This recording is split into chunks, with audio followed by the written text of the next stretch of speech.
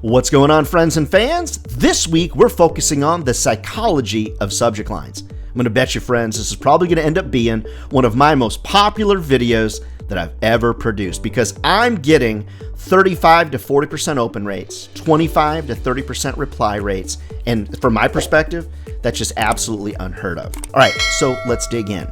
As a general rule, you've heard me talk about Uncle Ryan's rule of 3 and 3. See, when you get this much gray hair, you get to call yourself Uncle Ryan, I think. The rule of 3 and 3. So in general, I always want to have 3 words in my subject line. Of course, some of them might run just a smidge longer than that.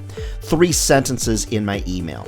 But let's talk about why I'm getting the results I'm getting, because I believe that they're phenomenal and I want you to steal this idea from me. A great subject line should not give the person, the reader, enough information that they can delete the email without opening it. Okay, let me reiterate that again, so see if you can follow me in this. My goal with my subject line is to not be deleted. See, the goal with your subject line is to be read.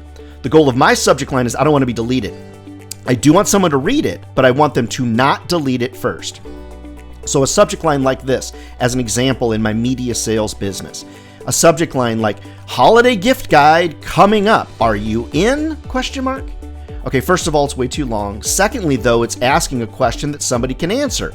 And if they don't want to be in the holiday gift guide, they don't even open the email, they just delete it. So how would we get someone to open an email? All right, a great subject line causes someone's brain to say, what now? What's that? I need more information. A great subject line does not give someone enough information that would allow them the opportunity to delete the email. We want them to go, now, what now? What is that? I guess I need to open this. Now, just to be clear, I'm not talking about fooling people. I'm not talking about subject lines like free lunch or about those pictures. That's not the subject lines I'm talking about. I'm talking about subject lines like, have you considered this?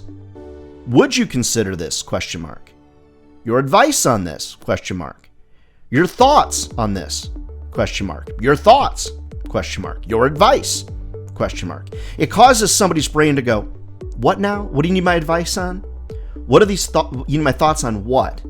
Have I considered what? So if the subject line says, would you consider this? Or have you considered this? It forces someone's brain to say, consider what? It forces them, they have to open the email. Now, a lot of times I'll get comments, and you're welcome to give some comments down below. I read them and reply to them all. You know I do, for all you haters out there. Friends, these subject lines have to make somebody's brain go, what now?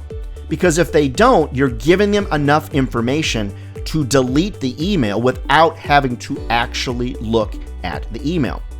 One of my favorite subject lines, I've been teaching it for 7 years, is a date. So if I wanted to meet with somebody on New Year's Day, the subject line, which I wouldn't do, with the subject line would be January 1st ? It forces someone's brain to say, what are you talking about? I'm not following you. What is it that you want me to look at? So friends, just never forget the psychology of email subject lines should be for somebody's brain to say, what now? What's that? I guess I need to open the email. But don't say to yourself, oh, Ryan, this idea is salesy. Well, of course it's salesy sounding to you because you're in sales, silly. Recognize that the vast majority of people have never had formalized sales training. Now, you've got to also remember you can't use the same subject line on the same person over and over again. You've got to vary that subject line.